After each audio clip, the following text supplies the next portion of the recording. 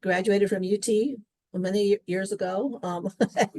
And I work at the Bureau of Economic Geology, which is the State Geologic Survey of Texas. And I've been working on climate change mitigation issues, but this one particular technology, carbon capture and storage in deep geologic environments, since the late 90s, which makes me sort of a pioneer, sort of a geezer on the topic. But I think it's really I have a good bit of passion about it, but I'll start with a little introduction about the context that it fits into, so that um, um, thanks for those comments. Renewable, yeah, using biofuels. So I'll discuss this briefly, and then I'll talk more about my own research, which I think is one of the things you can get from this. Is I'm giving you contact hours with active researcher. Okay, so if you think I'm a little nerdy, I guess you'll have to forgive me. So let me put up my slides, and I did the PowerPoint, and I'm on the wrong slide. Okay, so there's our title. And I don't believe we're seeing your screen. You don't believe we're seeing my screen. It's on my screen. Let's see if now I got it? Yes. Excellent. All right. Now I'll have to figure out how it'll let me advance. Great. So just by way of introduction and warm up, some of this you'll have heard elsewhere in your unit, or have heard or will hear, but so climate change is happening. We see it in the temperature. Average temperature. We see it in the local on land temperature, happening to people that resident in where we live, and we see the driving force in the CO2 rising in Hawaii at Mauna Loa, where they have been measuring CO2 since the 60s. Isn't that cool? That's such beautiful data. I can't believe it. And look at it going up. So when I first started this in the 90s, we were still struggling a little bit about the causes of climate change, that our computational skills weren't that good and our observational data wasn't so deep. So the climate scientists were having some arguments with each other. But in the 24 years since then, I think the numerical models and the history match data are compelling at this point. That we see climate has many factors in it. Many factors all lead to climates. But the increased CO2 in the atmosphere will force the mean temperature in the ocean water and air higher than it would otherwise be. So we see the different predictions of what might happen in these scenarios, and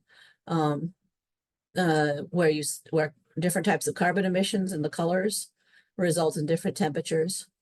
And this is still looking into the future. I heard people talk about the white space. So that right side of the diagram is still the white space. We're making model-based predictions, but our confidence in our predictions is getting quite high and more actionable. I like this slide. This is from Earth Day in 1970 when it first came to exist. And sometimes people have a tendency to blame someone else for climate change. But I wanted to invite you to think about how this Pogo 1970s cartoon, "We have met the enemy and he is us," is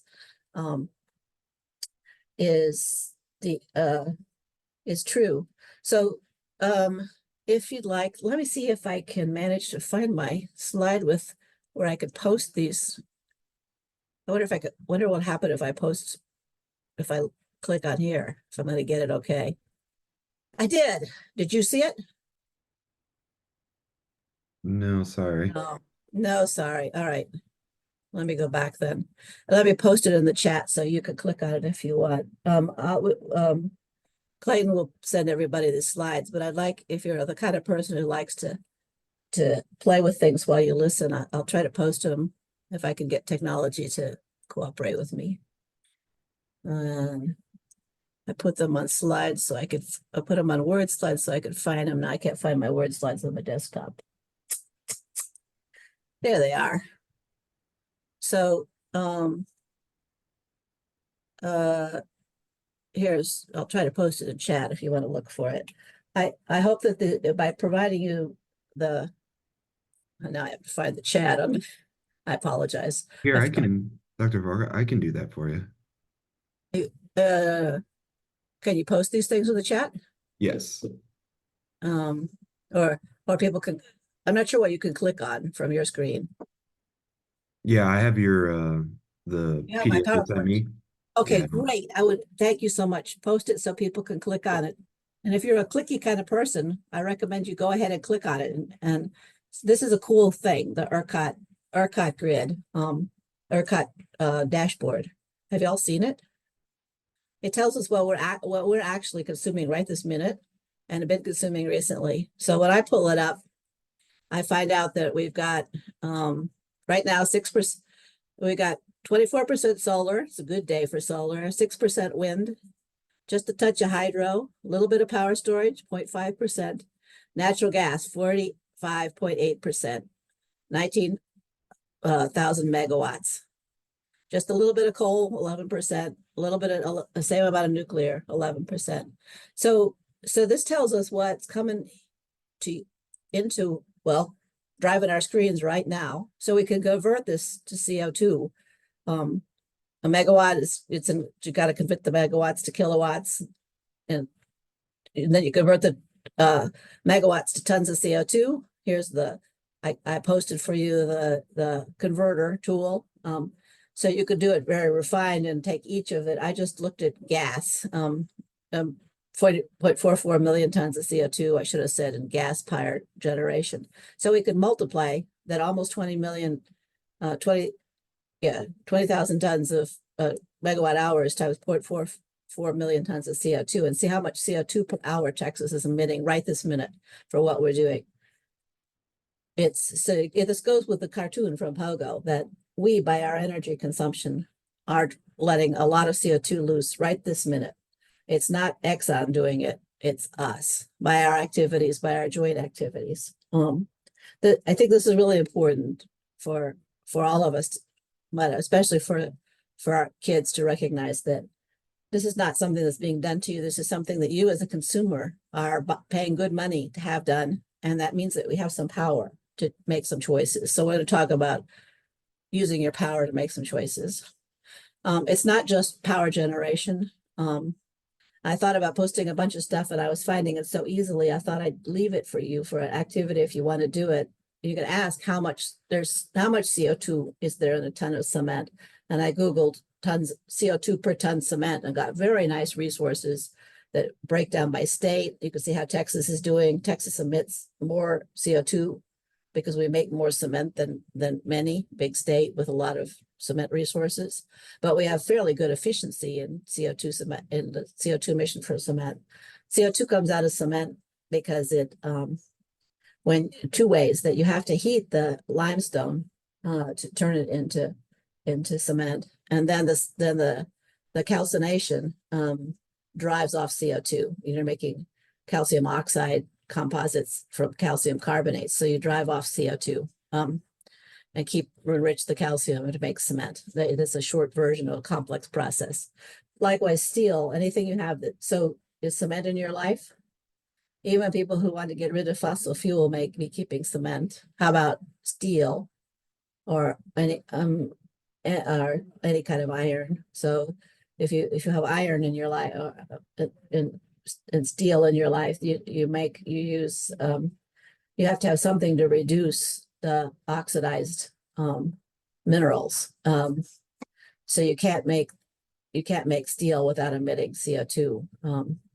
It's very difficult because it's in the chemical process. There's a lot of CO2 embedded in our food. A lot of it comes from the fertilizer. If you use fertilizer is made out of ammonia, which is mostly made out of natural gas. So there's a lot of a question, Sammy? Yeah, I do know that they've started mixing coal. Oh, Yes. All these things you can start to mitigate, but this is, I'm sorry, I didn't get to talk. Is that me? yeah, you're talking. I heard they're strengthening concrete by using coal coke. And I know back when I was a kid, coal coke was a big problem because they just dumped it in yards and put tarps over it because they didn't know what to do with it. Yeah, yeah. So all these things are under mitigation. We're making progress. But when you use these, so we're going to talk about mitigation, which is what we need to do. So what we need to do is we're going to talk about all the things you can do in a minute. I'm setting up the problem, all the things that we use that have liberate CO2. CO2 is also liberated from soils by agriculture, and the CO2 balance in the atmosphere is also changed by population growth and deforestation and so forth. And then there's a lot of CO2 in a lot of other manufactured projects that are products that are very complex. And so we have a lot of options, as you, Sammy, as you were saying, we have all these things we can do about this, which is the major thing. I wanted to set the problem up in just a couple of minutes and then go on to, we hear a lot about problems, but I want to talk about what we can do. So the categories are, the choices are very wide, and some of them have been, our kids know a lot about, and some of them they know less about. So I think we've talked a lot about conservation, avoid using things, turn the lights off, guys. We could shift to lower carbon alternatives, and that's a densely fought, as you were saying. You could not use as much cement. You could dilute the cement with with other products, maybe even waste products, or you could turn your fossil-based power plants to biofuels, or you could turn them to nuclear, or you could do lots and lots of choices in each of these bins, but they're the big bins. Efficiency, efficiency is a big winner, a huge winner, because it usually lowers cost. It takes usually investment to lower cost, but you can reduce emissions through lowering carbon intensity. And we've been winning on this front, but not on mitigation. We cannot allow CO2 to be released to the atmosphere from our activities. And that's what we're going to talk about for the rest of this time, is mitigation, not letting the CO2 released. And removal, we could pull the CO2 out of the atmosphere once it's been released. And that's also where we're going to use the geologic storage. My highlight here is that a lot of times people want to pick one. I heard this, I like that. This seems really exciting. Why don't we do that? And that's true, but the answer is any one of them can't do it all. This is actually, if you just think it through, how much would it take to get rid of all of it? And whatever thing you're thinking about couldn't do it all. You pick all of them and gnaw away from all the corners, and that's how we get there. So if you want to get into how to do this in a lot of detail, I gave you 2 citations on the on this slide deck. One of them is to look at the 616 pages, the Intergovernmental Panel on Climate Change. If you want to have your students troll through some really high quality data, it's mostly written in fairly approachable language, but it's dense facts, really dense facts. And they're trying in this most recent report to get down to only 1.5 degree warming, Celsius, 1.5 degrees Celsius warming. There's some warming, but not a lot. So it's going to get hotter than it is now, and things are going to get worse, but not a whole lot worse. So that's what they're trying to get to. And they're giving you all the choices in 616 pages. And if you think that's too European centric or not, I take a look at the second one I gave you, which is McKinsey's advising their shareholders and stock about investment opportunities. You know, how a savvy investor might hedge their investments with climate considerations in mind. And this is a hot one. A lot of people have been looking at things not from a green perspective, but from an investment perspective. How do they get investors? How do they convince their investors that they have a best plan to hedge against climate change and investment threats to investment from in the future? So you could go from a financial end or a technical end, as well as a green edge, which is getting compelling. So to put this, what we're trying to do in a picture, this is an old old thing, 2004, I think, Princeton study. They made this concept. You see the CO2 going up over time, up. And if we kept going at the same, it's the current path, the ramp. And if you want to flatten it out, you have to do some things. And if you want to drive it down, you have to do some more things. So how do we do that? How do we drive it down? And there's a lot of choices.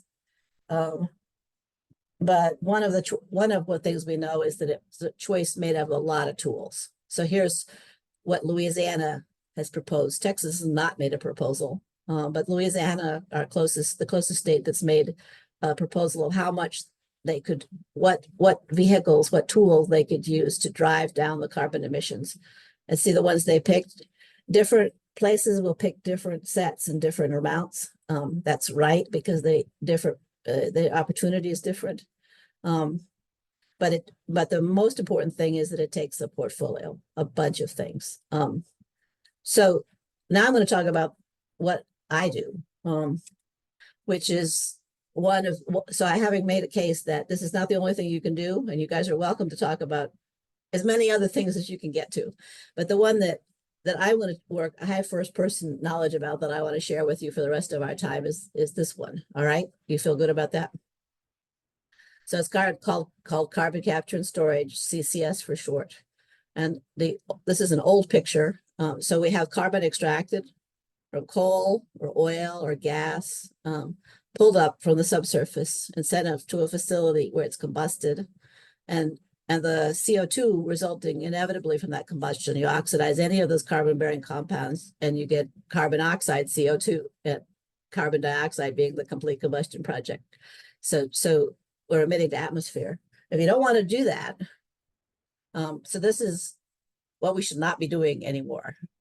So you could take down this power plant and get your power someplace else, but if that's not feasible for you, take a look at the ERCOT grid, what we're doing today, and you want to get rid of it anyway. This other option is you can capture the CO2 in this brown box. And if you wanted me to talk about options for brown boxes, it's not my research, but I have some awareness of the options, what goes on in that brown box. You capture and concentrate the CO2 as a high pressure fluid. You ship it via a pipeline to a selected and permitted injection site.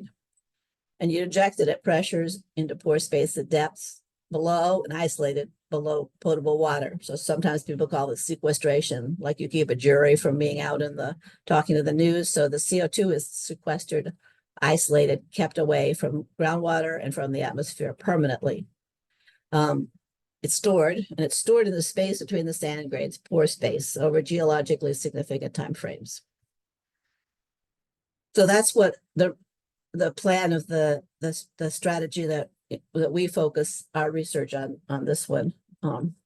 So here's what we have been doing for 20 years. All these tests, where different tests with different partners, capturing CO2 from different places and different amounts, injecting it deep underground below the fresh water, where at depths where it can't get up, and documenting how it behaves, that we have the correct physics, that our tools are keep track of it.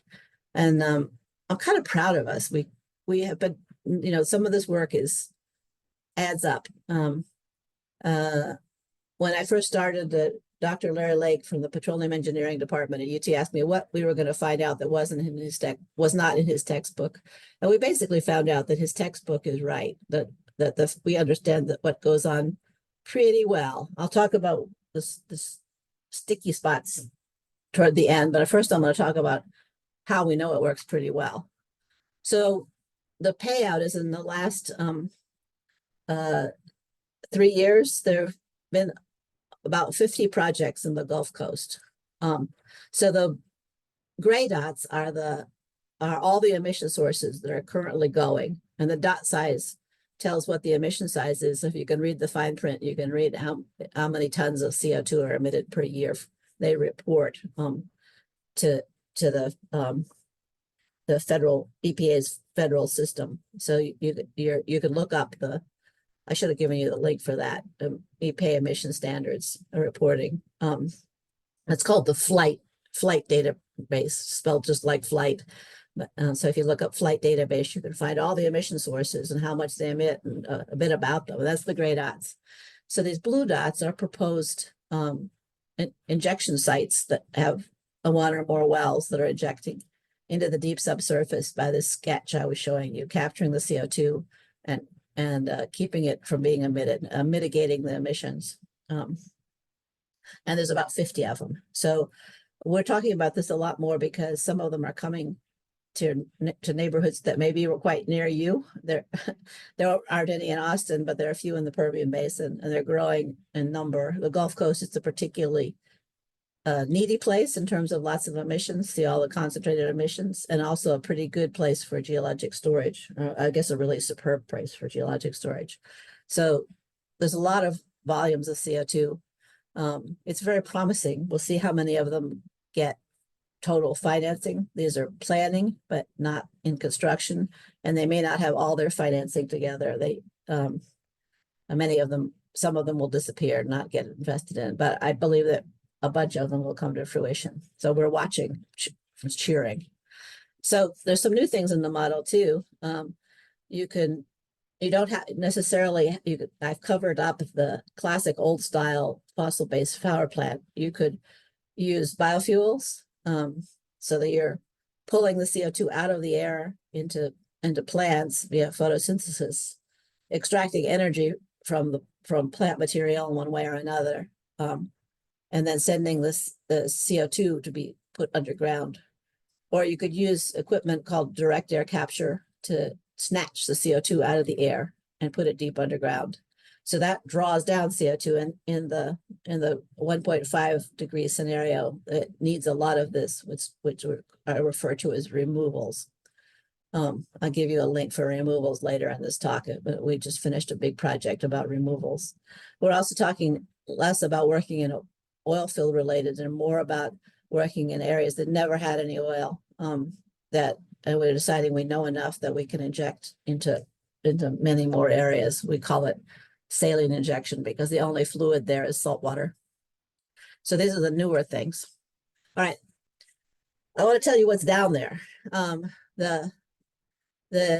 A lot of times people think about rocks as being solid. I mean, and a lot of rocks are. We sometimes joke about tombstones. We pick very hard rocks for tombstones because we want them to last for a long time.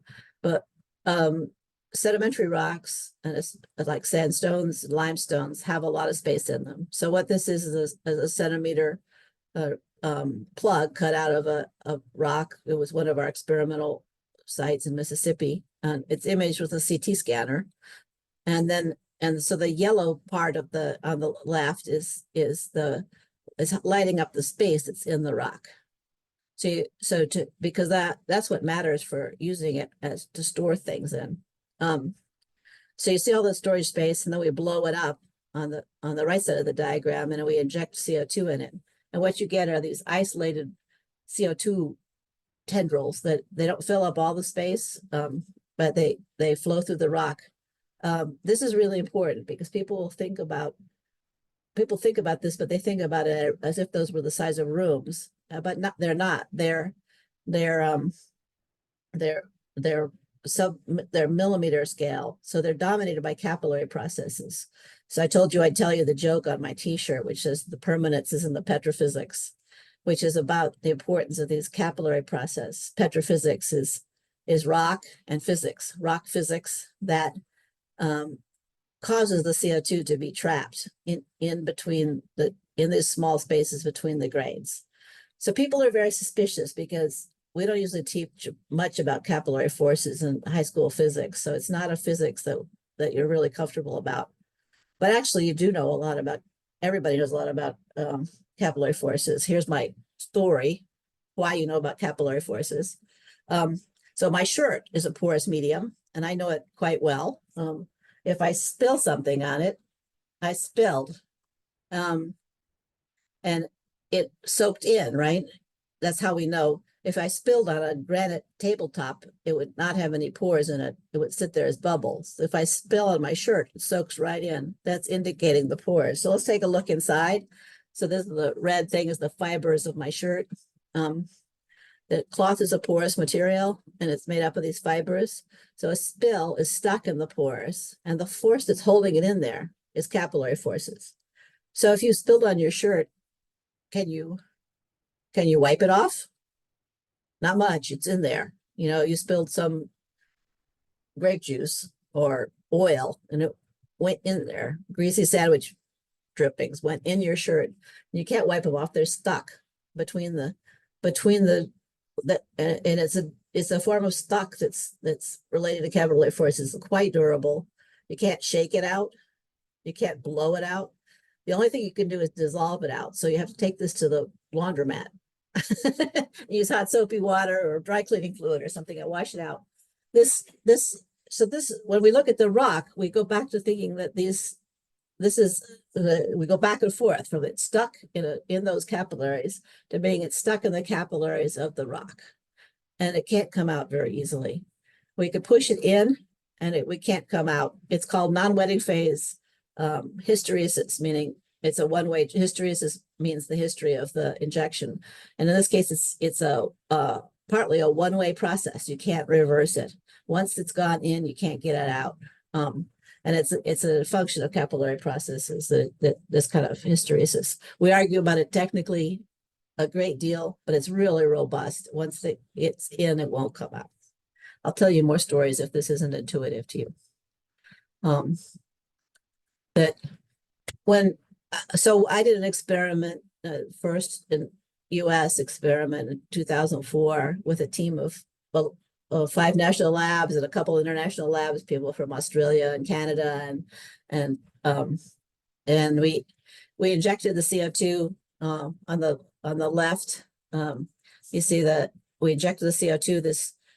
We're running a log, and the change in the log, it's a instrument that you pull up from the bottom of the well and measure. In this case, an arcane function called it's a residual saturation logs, or RST. So it's showing it looked like this, at the beginning of injection, and at the end of injection, that part had changed, showing that's where the CO2 went. We could image the CO2 using a number of physics. And so this one, and we see it, we had a second well that was only 100 feet away. And the CO2 moved along and it encountered this other well a few days later. Okay, so the CO2 is running along the surface. So if it wasn't bound in the capillaries, it would just keep going. It would keep running and run off like the rain on your windshield. Your windshield has no weak capillary effects. It makes bubbles, that's the capillary effect. So most of the rain will just run off. So would the CO2 just run along the surface? It's buoyant, so it's running along the bottom of the surface upside down from how water would spill, but the same process. The CO2 would run along and leave. So we're modeling it, matching it on the right and saying we're modeling how it did. And we're looking at the SG on the bottom is how much saturation there is. So what happened? Did it all leave or did it not leave? Were we right or wrong? We were right. So this is a vertical seismic profile. Is looking at the speed of sound. The speed of sound can pick out if you have CO2 in the formation. This is you know how sound travels differently in different media. So if you put your head in a swimming pool, all of a sudden the sound is traveling a lot faster, and you could hear things that you couldn't hear. Put your head out, it sounds kind of dull. So this is a matter of using sound to see whether we have water, which would sound nice and bright and fast, or CO2, which would be duller and slower. So we can image the CO2. We focus in on CO2 right there. So we do it over time. So we did what we saw in the rocks. They had some changes. We put the CO2 in the places we got a slowdown. We could see those two bright colors. And then we come back a year later to see if they're still there. And shazam, they're quite too much to there. It was quite exciting because we only put a little bit of CO2 in. It stuck. It stayed around. So it's down there. Can we get it? So we should be able to drill it and get it open the well back up and get it back out, right? No, it's gonna be stuck there.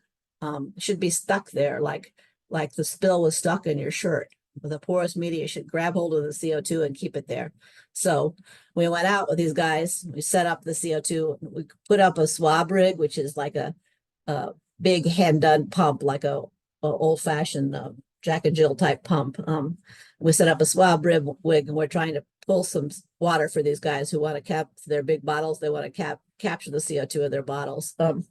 And around noon, the pumper came over to me and said, "Hey, lady, this well ain't no good." It was stuck. We could get a little whiff of it, but our instrument, you don't smell CO2, but you could get a little whiff of it on the instruments, but coming out of solution, it was down there, but it wouldn't come out. So this is really important. How do we know what goes down stays down? This is some of the prime evidence. It's been repeated hundreds of times. It's theoretically justified, but here it's happening for me. Kind of cool. So if you go a mile underground, what's down there? We get pretty good pictures. This is logs from a bunch of wells, and we've put them together in order. My colleague Yulia has put it together. And colored them up. So the yellow areas are showing where sandstone is. That's the signature in the subsurface of a sandstone. And the gray areas, whoops, I spelled it wrong, not mud crocks, but mud rocks. Mud rocks. So those are barriers, and you can't get, because their capillaries are so small, you can't get the CO2 into them at all. So they're barriers to flow.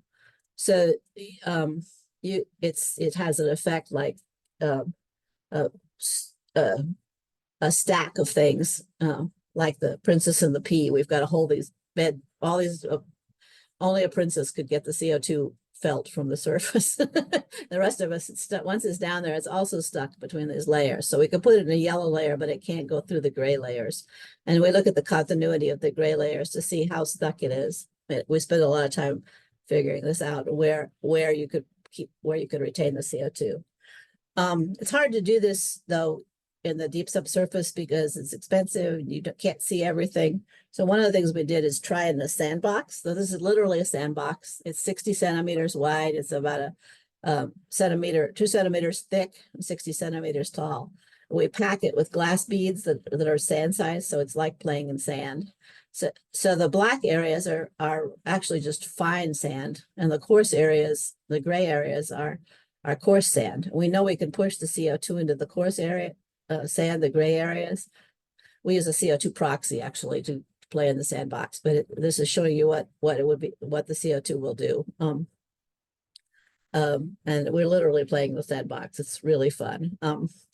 So we're going to put in the CO2 proxy and see what happens. When we put it in at the bottom, because it's buoyant, it will rise up.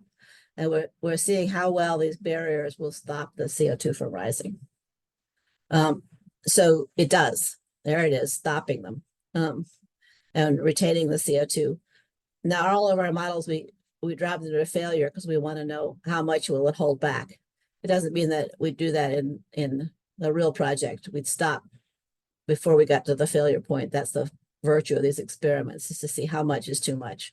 So the longer and thicker, the more continuous the barriers are, the more we can hold back. But even a little bit of barrier holds back quite a lot of CO2 satisfactory. So we do lots of this sort of stuff. Is this a special Texas thing? Well, kind of. This is a national map that we recently made. I posted this roadster removal. If you want to Google, I actually didn't put the link. But if you Google roadster removal, you get a big fat report of all the ways you can remove CO2 to the atmosphere and our new national study. So the reason all those projects are in the Gulf Coast is because it's very good. But there are other places you can do it in Ohio. You could do it in the North Dakota, for example. You could do it in the Central Valley of California, and other places. But the Gulf Coast is lucky in terms of having this opportunity. Also unlucky in terms of having to cope with this new industry that makes people nervous. So when you talk to your kids and many of you live in this area, the blue area, and it may be coming near you and you may want to know a lot more about it because it's new and people are anxious. So I'm telling you something about it. Uh, so what could go wrong? This is the fluids have been injected in the subsurface for about 100 years, increasing. We have since we have 100 years of experience, they've made many of the mistakes that can be made have been made. So it's not a new thing, even though it's a new purpose. Using this injection for climate mitigation is a new reason, but injection itself is an old technology. So people think it's all brand new and that near you is being a guinea pig. That's not. You remember my 20 years of injection experience in various places in Texas. That's also true globally. One of the things you could find out is so these are the things that have happened in the past and that illuminate what to pay attention to guard against, to make sure that as this technology is brought into new deployment, that it's successful. So the major failure point is existing wells that fail to perform correctly. And I'll tell you a little more about that. I'll tell you a little bit about induced seismicity that's happened in some, but not in most injection locations. Most places, injection's just quiet, nothing, no excitement. But there are a few places that it's induced seismicity, and we have to manage those. People worry a lot about pipelines. I can tell you more if you ask. And CO2 is dangerous in confined spaces, so we have to watch out for people who have basements, for example, to make sure that anybody who's got a basement is guarded. If they're very near a CO2 project, they would want to make sure that they're not at risk by sleeping there. So sleeping in basements very close to CO2 is dangerous. So first about the wells. So we're putting this, the yellow is the injection zone. It's about a mile deep. It's got a lot of rock layers between it and the protected fresh water. If you don't have this, you can't inject under the Safe Drinking Water Act of 1974. Underground injection control program forbids. You have to have this set up. So you have to have this set up. So how are you going to, but then you're going to break it by drilling a well. So and you probably heard about some of the failures of wells that have made the news in the past 10 years. There was the Macondo oil spill in the Gulf of Mexico. And if you don't remember it, you can read about it, Macondo, Macando. Or there was one in Aliso Canyon where a gas storage facility didn't retain and let natural gas that was stored go out and provide hazard to local residents, quite a few people in suburbs that have been built up near the storage facility. So when you set up a well, these are the things you have to do to avoid that. When you set up the well, you get a permit, and the permit for design requires all the things I'm going to talk about. At the surface, you put out the blowout preventers, and you do environmental safety like berming and things so that any spill you have will be retained and not go off in the woods. Then you drill through the fresh water and you stop. You set a casing, which is some steel, and you cement it in place. And so the fresh water is protected. So what stays inside the well stays inside the well and doesn't impact the fresh water, which is outside the well and impact and protected. Only then you drill deeper. And this is the long string. So you're drilling down deeper. And this is so that the salty water that's down there can't come up and impact the fresh water. Which is, protected. So the permit for design, unless you have this in your permit, you're drilling illegally. You'll be stopped. So you drill deep and then you cement that in so that the deep fluids can't come up to shallower zones. So as wells are supposed to be constructed like that, but sometimes wells are old and they've been damaged and corroded. Sometimes the guys who did it on a Monday morning and they didn't do as good a job as they should have. Sometimes the records of doing this are lost. So every single well that's in any kind of injection site has to prove that it's going to isolate. And this is in the Safe Drinking Water Act. It's underground injection control program. Can't get a permit if you don't have all this thing. You're operating illegally, and I don't think anybody much operates illegally. So if you want to see how good we are about fit wells, we, not me personally, but we people who drill wells in the world, take a look at this one. This is what happens in Texas, which is pretty much as bad as anywhere. It's the Railroad Commission of Texas compliance enforcement blowouts. So they're making public where the regulator and or the operator have not done their job correctly. So you can see how bad it is. I recommend reading it because it's not very bad. That it's, it has happened, but you can see how many times when we count up the total numbers, it's about 1 in 1,000 incidents per year are reported that has a problem, and most of them are fixed. They're rather modest. They fixed it. They replaced this. They removed 6 yards of earth that was contaminated by oil or salt water, and took it to a disposal facility. They're not catastrophes. They're non-compliant. They're mistakes. But so we want to watch this, but there's you can get some idea of some confidence by seeing how often this has been done wrong and comparing it to how often this has been done right. They have to be inspected and reported to maintain a permit. So here's a picture of us testing our wells in Mississippi. So you see all this equipment we're extracting water to sample. This is one of the things, if there's a project like this near your house, rather than worrying too much about CO2 specific things, you want to ask them about how much noise they're going to make, how many nights they're going to work, and if they're going to have lights on and that kind of stuff, ordinary stuff, because they're going to clang about around a bit when they're fixing a well. So you want to know how they're going to protect sleeping kids that within earshot or something, or how much traffic they're going to bring in. That kind of thing is what you want to worry about for this activity. To do a double check, we one of the things that's been done for decades, and we do it for our projects, is there's the injection zone is down at the bottom, and the well is cemented in. It's supposed to keep all the fluids down, but if they didn't do it right, and fluids can come up, this is what you're worried about. You can see pressure increasing in the above zone. So you can monitor pressure anywhere in this shallower zone to see if any of the wells are leaking fluids and get an idea what rate, which ones go in and have a fix-it job and re-entry and fix the well. So this is how you get confidence that wells are under control, and those are the main things to worry about. Okay, so everybody wants to talk about earthquakes. I like to talk about earthquakes too. So you are not allowed to inject at pressures that would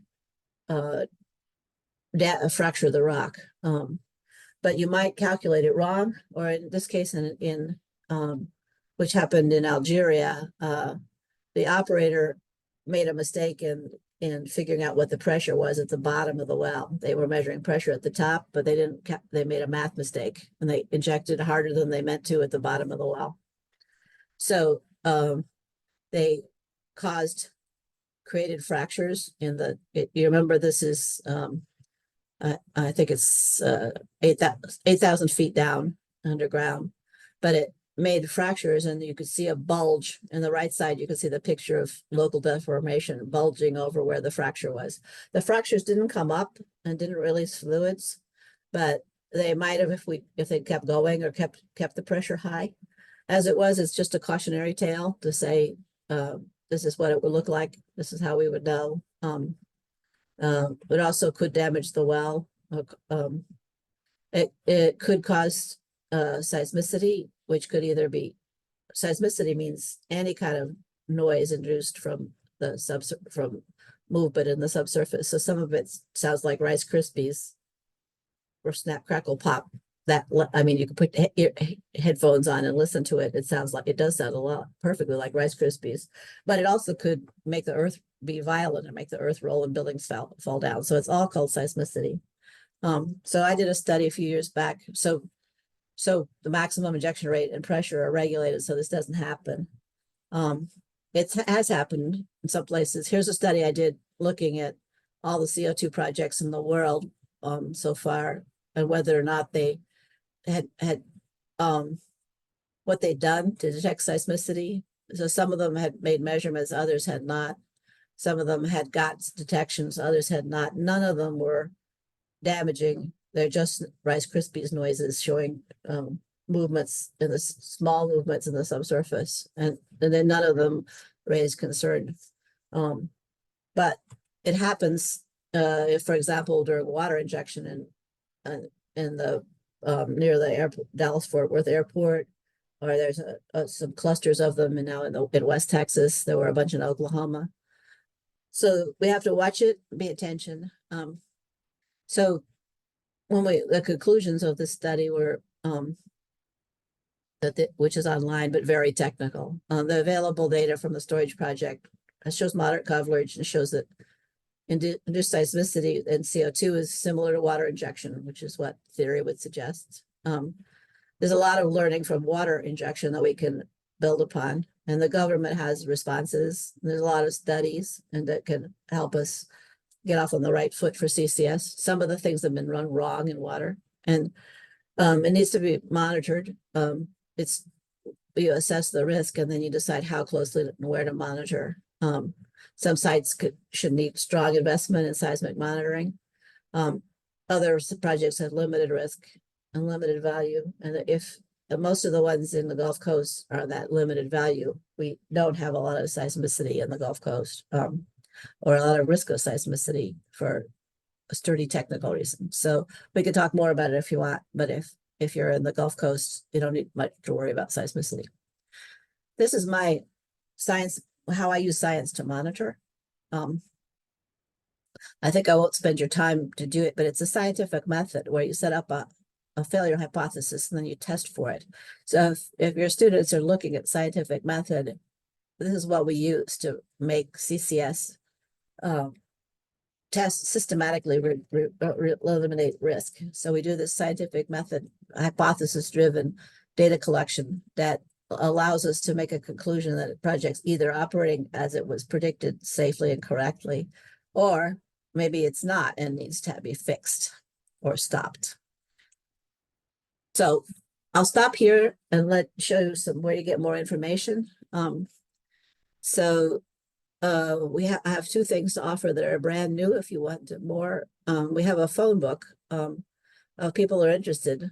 So if you're quite interested in this topic and want to be on our phone book to know what we're doing, join. So you're welcome to sign up, and you can say, I'm an educator. I want to understand more about this because I like to be watching it with my students, and that would be, you would be most welcome. The other thing is, if you think you want less personal interaction, we have a website that we'll be putting our high level stuff. Put it back, and here it is the CO2. So it's a resource for the public. That we've got a bunch of teacher programs for service science, teaching teachers this summer. We have recruited a group of 3 teachers this summer who are going to be working on how to monitor water, use chemical skills to monitor water relevant to areas where there are CO2 storage projects going on, so that they can become experts for the community, and students can know how you do this monitoring in a hands-on lab involving pH and total dissolved solids stuff. Fun. This is what our outreach project is. So we have some brand new funding and our teammates all up and down the coast. So some of these universities are closer to you than UT. You'd like to interact with them, let me know. We could set you up with partner universities who are getting funded and reaching out to education, high school, middle school, junior colleges is a big part of our mission. So here are my teammates. So I wanted to show you who we are and what we're doing. And I have to give you my contact information. And stop, take with a little bit of time for questions. I wasn't tracking the messages because as usual, you can't read the messages correctly while your screen is busy, so.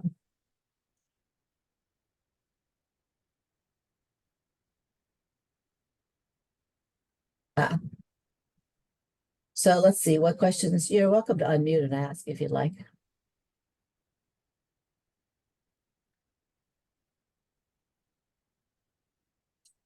Somebody likes my put it back. Carbon, put it back, get it out, put it back. Basic rule of kindergarten. All right, what about burning off natural gas on new oil wells? Yeah, flaring. So flaring used to be in the bad old days. We didn't know that there was harm from releasing CO2 in the days, before the idea of climate change being caused by CO2 is a century old, but nobody had the numerical models to make it more than a hypothesis until the 80s and 90s. And it's so it used to be that it was standard thing is that when you had a little bit of gas, you would just flare a little bit of you're trying to produce an oil well. And the gas is hard to handle, so you just set up a flare and burn it. And they still do that in the Permian, but it's becoming frowned upon practice, being clamped down on as fast as regulation. Now we're in Texas, so regulation doesn't always keep up with everything. But it's becoming an industry-wide best practice not to do it. You do have to spend money to compress the gas. You have to pull the gas off. You can't let it be loose because it's explosive, natural gas. And methane is a serious greenhouse gas too. I didn't talk about that. Reducing methane emissions is not what I'm working on, but I know, all of it. I have friends who work on methane emission. I could go get one right now if you want to know methane. Other questions or advice? Does temperature impact the effect of those barriers? Note the mass of the fluid and the mass of the rock is very large. So even though you're putting in fluids, it's odd because you're putting in these fluids from the surface but the subsurface thinks they're cold. So the subsurface is over 100 is over 100 degrees Celsius, sometimes hot water. You put in this surface temperature fluids, even from the Texas heat, and they're cold, but the subsurface warms them up. You could where it gets very cold, you choose some material properties. So you have to watch temperature, but it's not a major problem. I guess the place it's a long explanation about temperature. If you have a very under pressure reservoir, so you've produced a lot of gas out of it and it's pressure depleted so that it has very low pressure, and you put the CO2 into it, the CO2 will rapidly expand. And it's the Joule-Thomson effect. It's how you make a refrigerator work. So the CO2 will go down there, compress, and by the gas laws, when it changes its volume, it's going to drop its temperature. So in that case, it wouldn't be so much damage to the barriers, but it was a concern that it would precipitate ice, including carbon dioxide, ice, or since you're in a depleted reservoir, it might be methane, carbon dioxide, called hydrates. So there's a lot of work on that. It's been done in, for example, in France, and without too much problem. How are these related to disposal? These are disposal wells. All wells that are, all injection wells are managed under the Safe Drinking Water Act, called underground injection control wells, and they have different classes. So depending on what you're disposing of. So EPA decided that these CO2 wells would be called class 6 CO2 disposal wells. They already had a class 1, which is for hazardous and non-hazardous wastewater. So if you have hazardous materials from a chemical plant or non-hazardous materials from a hog farm, you wanted to get rid of nasty fluid that's not classified as hazardous, but can't be released to the surface. You can inject those into class 1. If you have oil field wells, you can inject them into called class 2. If you have irrigation wells, and it is class 3 and 4, they're rare and funny.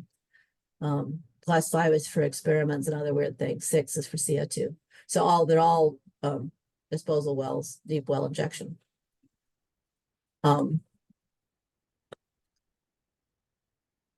Let's see, did I got any more questions?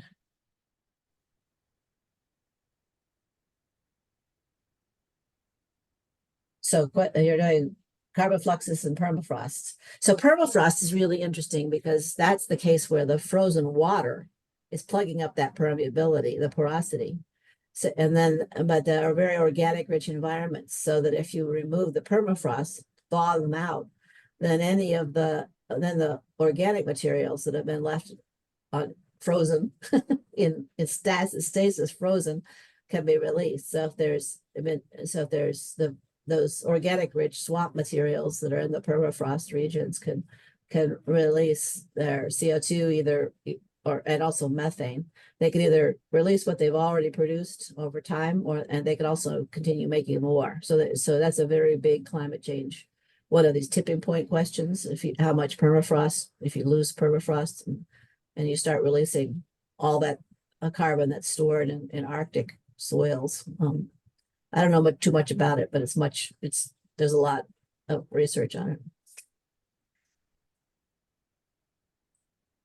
Let's see. How is power being stored? About on the ERCOT grid? The question is Yeah, more on the for- ERCOT grid, the 0.5%, I was kind of surprised by that. I was just unaware of any large batteries or anything storing electricity. I don't actually know. I think that'd be a great thing. I think ERCOT is on the ball and would, if you click around in there, it's trying to be very citizen friendly. And I bet they'd, if your class asked that you might get somebody at ERCOT who'd give you a detail about what they've got in their system as storage. I guess it's battery, but I'm not sure. I don't know. There's a huge amount of information on that website. Concrete manufacturing introduces sequestered carbon in the production of so the cement reabsorbs some CO2 during the curing, and some curing processes in cement mixtures can be engineered to absorb more CO2. So in each of these industries, that's a problem. People are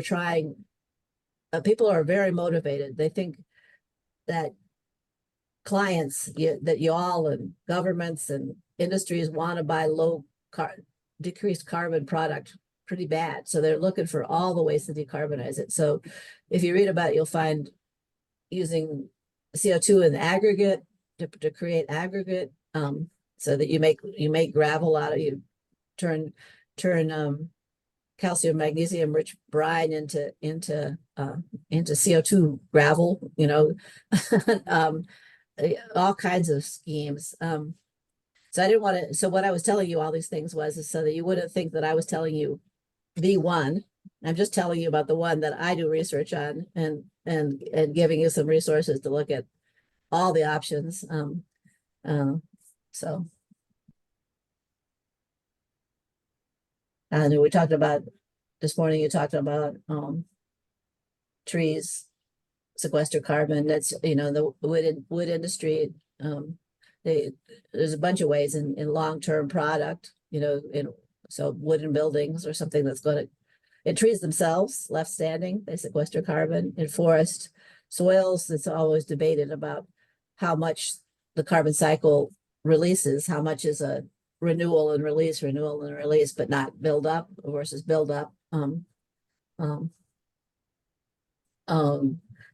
could make product, any kind of wood derived product that's got a long lifespan is a form of sequestering, or you could use the wood or the wood products. There's a lot of wood product interest in turning that into energy one way or another, and sequestering capturing the CO2 that after combustion so you get, so it's very attractive. If you want to read more about that, look up that roadster removal. They've got a busy web presence and they're trying to do a lot of outreach, make accessible information. So you got to read a lot about forestry in that report. Right. Thank you, Dr. Hovorka. Are there any last questions? So, are we creating limestone?